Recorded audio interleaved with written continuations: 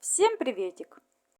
Сегодня я поделюсь очень простым и эффективным рецептом, который помогает вылечить даже сильный кашель, в том числе и бронхит. Итак, для начала нужно вскипятить в кастрюльке с толстым дном 1 стакан молока. Далее отставить кастрюльку и дать молоку остыть до состояния такого, знаете, теплого состояния. То есть, чтобы молоко было примерно градусов 38-40. Этого будет достаточно.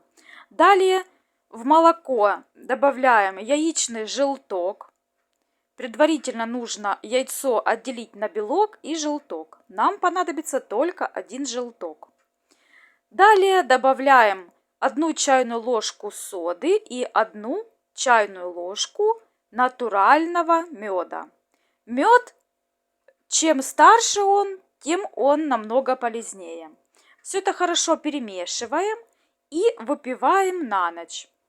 Таких процедур нужно сделать хотя бы 5. Но уже на следующее утро вы почувствуете, как вам становится намного лучше. И вы поймете сразу, что и кашель, и мокроты начинают быстро отходить. А также этот рецепт способствует снимать температуру тела. Так что учтите.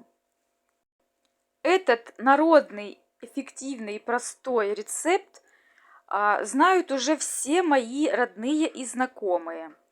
Как только осень, как только весна, обычно мы болеем в эту пору года, сразу принимаем это чудо-лекарство.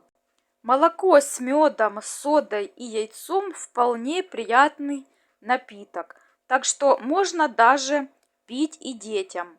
Если же принимают такое лекарство взрослые люди, то можно добавить хотя бы 1 чайную ложку коньяка. Все хорошо перемешиваем и выпиваем на ночь перед сном. Хорошо укутываемся. И на утро уже состояние здоровья намного становится лучше.